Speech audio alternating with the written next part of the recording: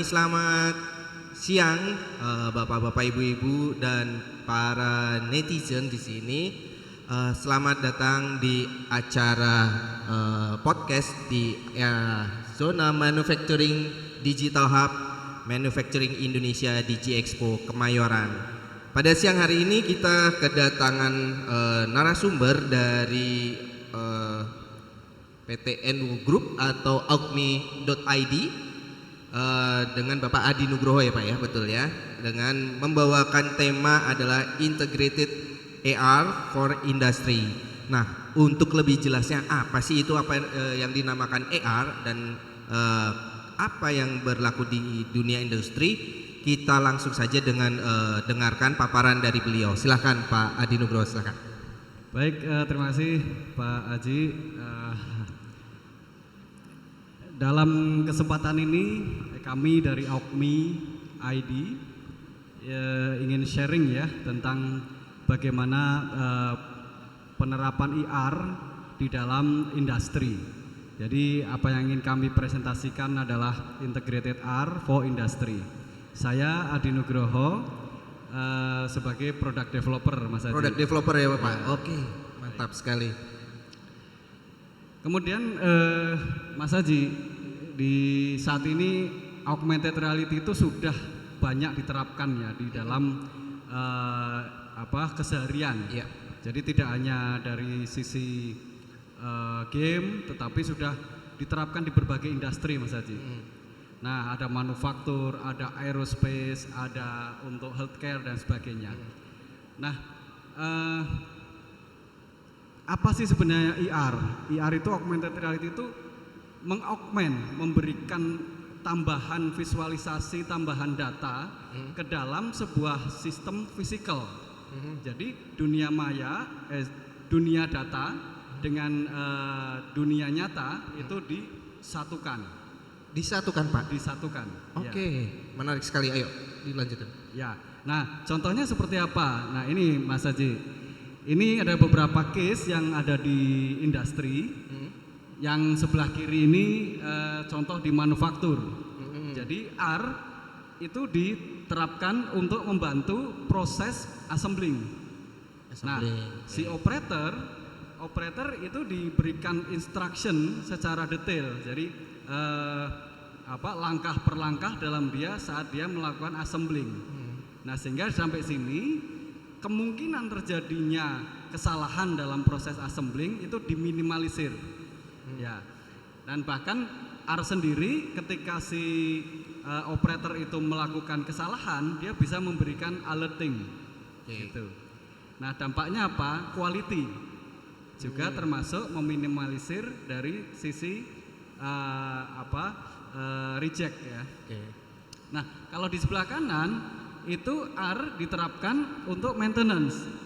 Jadi seorang teknisi dengan bantuan R, dia bisa melihat secara detail dari peralatan yang akan dia maintenance, termasuk data-data spare part dan sebagainya. Nah, terus ada lagi penerapan R itu ada di sebuah storage, yaitu inventarisir. Jadi inventory, di mana ketika di dalam inventory tadi orang biasanya untuk mencari barang men-trackingnya susah. Nah, dengan bantuan R itu lokasi dari barang bisa dideteksi secara cepat. Gitu. Nah, yang sekarang lebih familiar digunakan itu salah satu yang ada adalah training simulator. Kenapa harus menggunakan training simulator? Jadi terkadang untuk memberikan khasanah real proses di lapangan kadang-kadang kan itu jauh ya. Nah, sehingga dengan bantuan R itu bisa diajukan kepada para trainee. Nah, trainee akan seolah-olah berada di dalam environment yang sama. Dari situ maka simulasi training ini dapat memberikan dampak yang lebih mengena bagi para learner gitu. Itu Mas Haji. Nah, ini menarik sekali nih Pak. Ada yang terakhir ini yang namanya training simulator ini. Berarti dia dibutuhkan adanya peralatan tambahan berupa kayak semacam VR ya di dalamnya. Oh berarti iya, ya. iya. Oh ya, tadi saya belum sampaikan. Jadi sebenarnya objek 3D ini bisa ditampilkan dua cara. Oke. Yang pertama AR, augmented reality, kita cukup menggunakan gadget. Oh, oke. Nah, kita tetap mendapatkan ilustrasi visualisasi, tetapi masih menggunakan gadget. Masih. Tetapi dengan VR itu alat VR seperti goggling Iya. dipasang, nah kita langsung berada di dalam environment itu. Nah, itu bedanya. Oh, oke. Nah, maka sebenarnya IR dan VR ini simultan, saling melengkapi, Saling melengkapi, tergantung nanti use case-nya. Nah, masih ada pertanyaan Mas Haji? Silakan dilanjut ininya.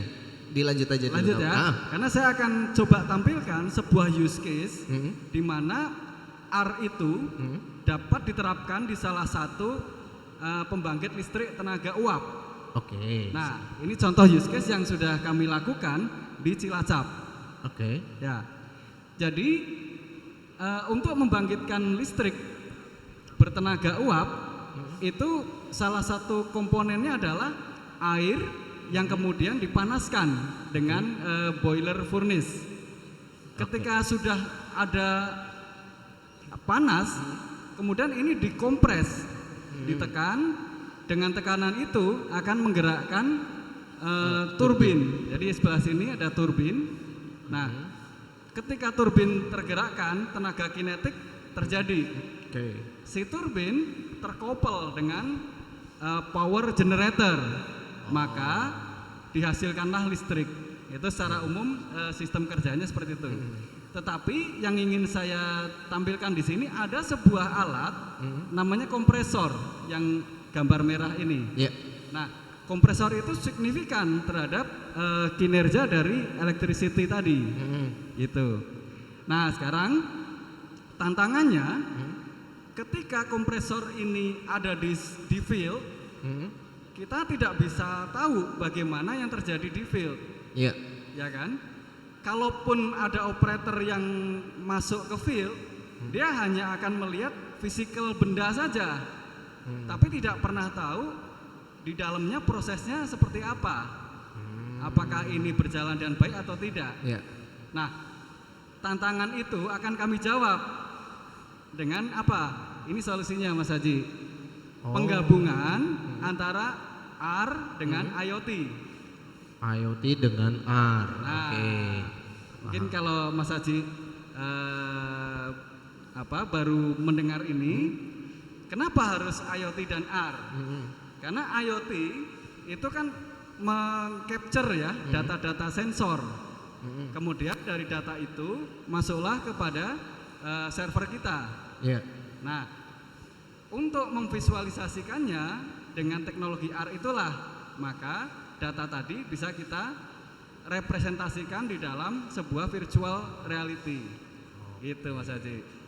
Paham, Pak. Nah, seperti apa tampilannya? Ini.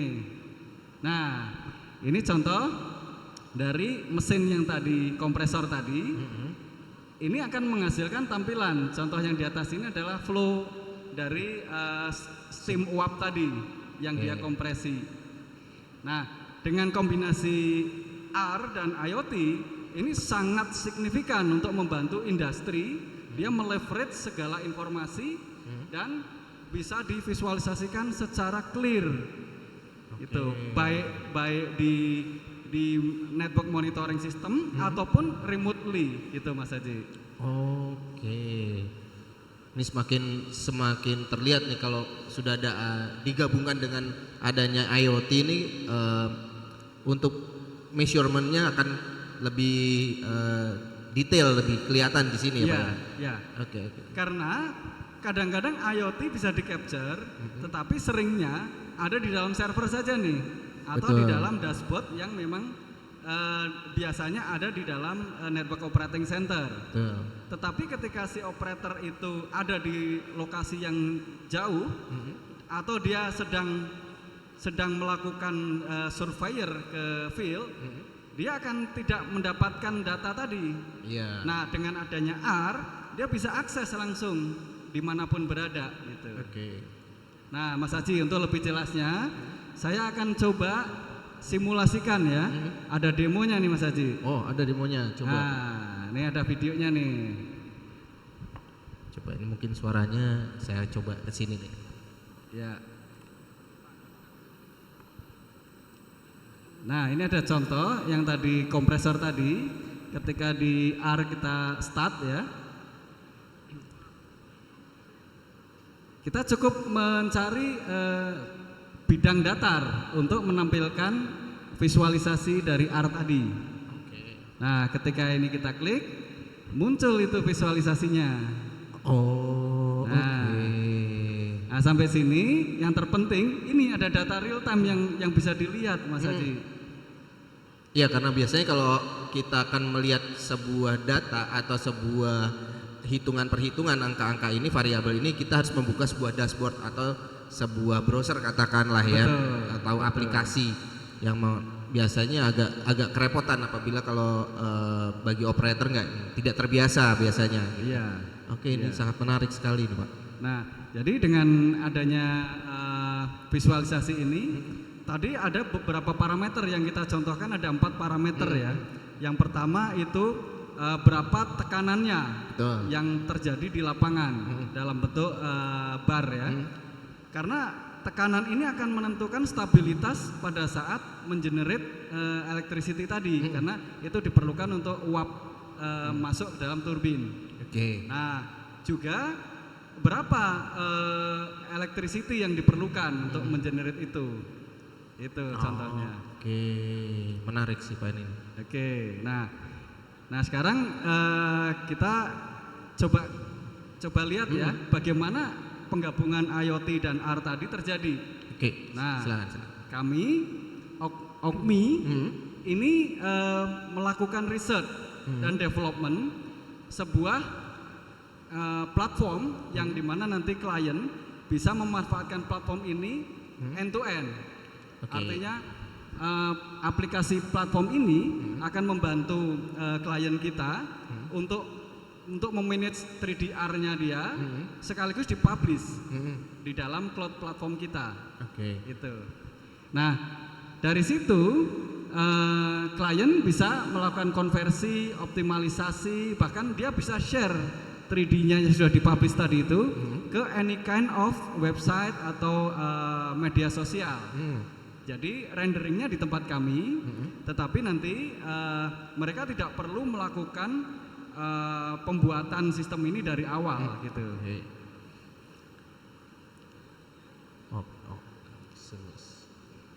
Nah, kemudian apa sih yang ada di dalam platform OKMI? Nah, platform OKMI ini ada 5 hal yang fitur yang dasar kita. Nah, yang pertama adalah dashboard untuk memanage 3D R. Jadi nanti klien dapat mengupload atau bahkan dia bisa membuat 3D R-nya di platform kita. Kemudian setelah ini dilakukan notation dan sebagainya, kemudian bisa dipublish. Nah, berikutnya 3D R yang sudah dipublish tadi itu bisa di-share ke any kind of media sosial atau website atau bahkan brosur dan sebagainya. Nah, dengan cara itu maka audiens dimanapun sebagai target dari pengguna 3D R tadi dapat mengakses dengan cara any kind of gadget, termasuk kapanpun dia bisa. Hal lain bahwa ini semua cloud based. Kemudian kita juga punya engine untuk melakukan optimalisasi image-nya.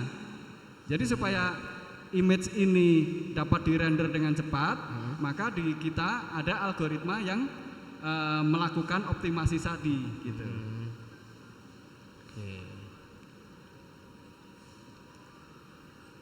Kebayang Mas Haji? Terbayang sih Pak. Mungkin dilanjut dulu, saya sambil nyari pertanyaan nih sebenarnya. Oke. Baik, saya lanjut dulu. Nah, bagaimana R itu bisa terjadi, bisa berjalan? Itu sebenarnya yang pertama ada 3 hal. Kita bisa menggunakan market base. Jadi katakanlah ada sebuah gambar gambar sebuah produk. Berdasarkan gambar itu nanti si audience bisa mengoverlay jadi cukup dengan gadget dia mengoverlay ke dalam gambar, maka 3D-nya akan keluar di dalam gadget ini. Ada juga yang tidak berdasarkan marker, jadi dia cukup nanti dengan linknya aja bisa klik langsung keluar gambar. Nah, yang tadi contoh dari kompresor tadi itu adalah kita meletakkan 3D-nya tadi di flat surface atau bidang datar, apapun bidang datarnya. Nah, dia langsung akan tampil di situ, misalkan di floor atau di meja atau di mana. Nah, kemudian Mas Haji, ini advantage-nya apa buat industri ya? Ini kita capture ada 5 poin utama. Yang pertama itu mengenhance productivity, sebagaimana tadi saya jelaskan di depan. Ketika R diimplement di dalam manufaktur, itu bisa meningkatkan produktivitas karena tidak ada kesalahan, kemudian langkahnya lebih cepat dan operator bisa melakukan dengan baik gitu. Nah, yang kedua efisiensi. Tentu saja dengan quality yang tadi bisa dipertahankan dan kesalahan diminimalisir, maka ongkos produksinya menjadi lebih efisien. Itu. Nah, ketiga optimizing operasi. Nah, optimizing operasi itu kadang-kadang di dalam sebuah line atau plan itu kadang-kadang kan kita harus agile ya.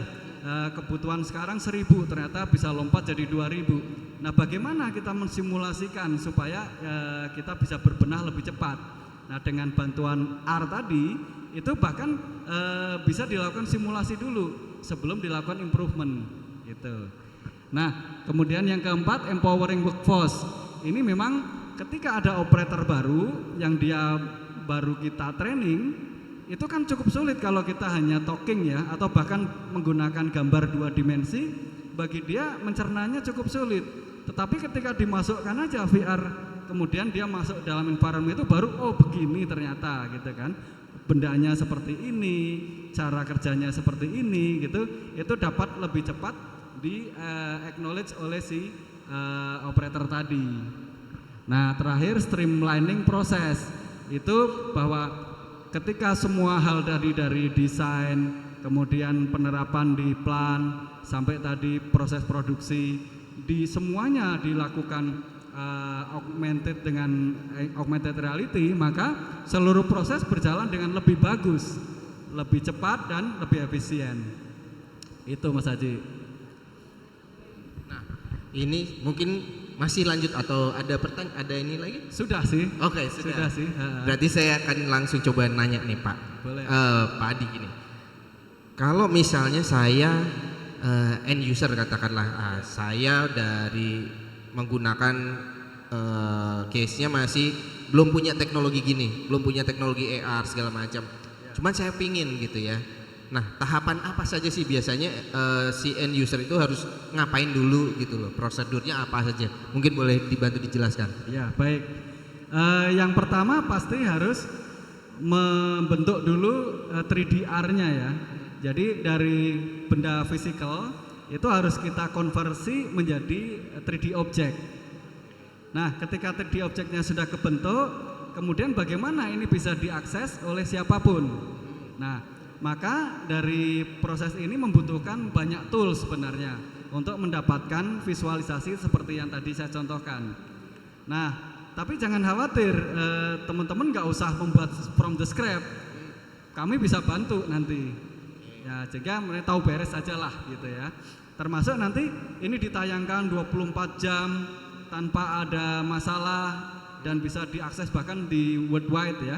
Itu bisa diakses. Nah, itu membutuhkan infrastruktur internet dan cloud. Nah, sampai sini terlalu kompleks bagi teman-teman industri kalau mau membuat dari from the scratch. Nah, lebih baik hubungi kami gitu Mas Haji. Oke, nah itu kalau tadi yang daripada repot ya sebenarnya, daripada repot dan membutuhkan effort waktu, waste the time, karena untuk manufacture adalah pergerakannya dia maju terus, jalan terus, gak pernah akan berhenti atau mundur. Nah, Yang satu lagi nih Pak, Ya. kalau biasanya dari Aukmi sendiri, apakah pernah mengalami sebuah kendala nih, misalnya ini bendanya terlalu sulit atau dimensinya terlalu besar atau bahkan gambarannya ini kok nggak masuk akal gitu untuk mesin-mesinnya itu, apakah pernah ngalamin seperti itu Pak? Ya pasti, karena di dalam perkembangan riset kami juga berawal dari ekosistemnya sederhana sampai kompleks. Nah, bagaimana supaya mengcapture 3D object lebih akurat, itu tantangannya. Kemudian tetapi terlalu akurat juga itu akan membuat datanya besar sekali. Itu juga ketika di rendering menjadi tidak nyaman ya, butuh waktu 3 sampai 5 detik gitu kan saat merender. Nah, itulah maka ada engine yang disebut optimalisasi di dalam 3D-nya tadi gitu. Nah, kendala seperti itu teratasi sebenarnya. Ada bisa kita bangun dari awal disketsa sama ahli kita yang di 3D object, atau kita bisa menggunakan alat semacam 3D scanner. Nah, memang fidelity-nya tergantung. 3D scanner ada yang apa ya, tidak terlalu detail, tapi ada juga yang detail. Itu masalah toolsnya aja gitu. Nah, kalau untuk yang berikutnya ini sebuah pertanyaan, untuk di Aukmi sendiri, untuk yang project yang sudah pernah dilakukan ya Pak M, yang pernah project yang dilakukan itu khususnya di kawasan Indonesia sendiri itu di mana saja Pak? Boleh diceritakan di mungkin segmentasinya apa saja lah gitu, dengan tingkat kesulitannya seperti apa, boleh gitu? Ya baik, kami berkembang itu dari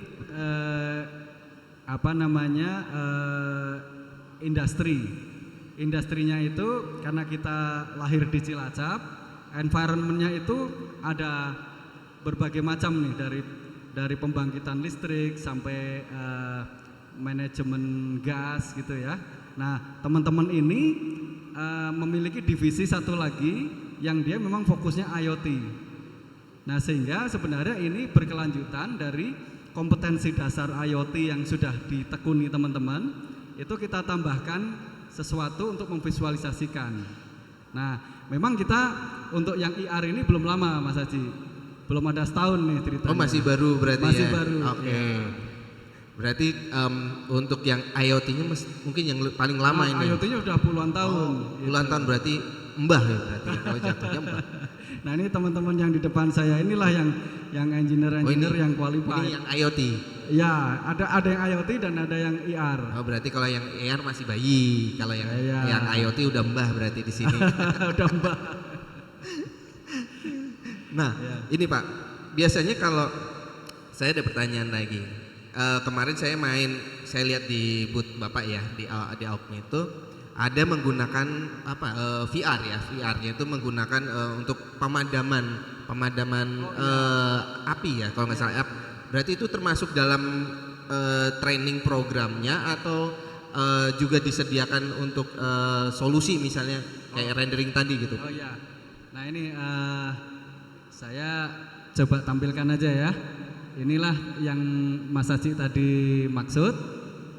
Ini adalah contoh penerapan VR untuk simulator. Nah, di gambar ini yang terjadi adalah si operator ini dia berlatih untuk bagaimana menggunakan APAR untuk memadamkan api. Dan dia ada angka-angkanya ya, ada persentase sama seperti yang tadi di AR tadi ya. Ya, karena di dalam konsep pelatihan pasti kan ada indikator yang kita pantau ya, apakah dia berhasil dan tidak. Nah, ini contoh kalau berhasil dia selamat, Anda berhasil. Nah, ini contoh hal yang mungkin sederhana, tetapi yang ingin kami sampaikan bahwa ketika kita mengaplikasikan engine ini untuk any kind of industry, maka sebenarnya ini wider sekali untuk penerapannya. Nah, benar sekali sih Pak. Saya melihatnya kalau AR dengan yang tadi Aukmi lahir dari di Cilacap dengan industri katakanlah kayak Energi. energi ya, PLN ya, pastinya kan tidak menutup kemungkinan bahwa ini kan sebuah opportunity besar bagi Acme sendiri ya, Ya. untuk ke bidang katakanlah petrochemical atau segala macam yang berhubungan dengan manufacturing. Berarti juga bisa cross border atau melewati batasnya untuk misalnya ke arah kesehatan.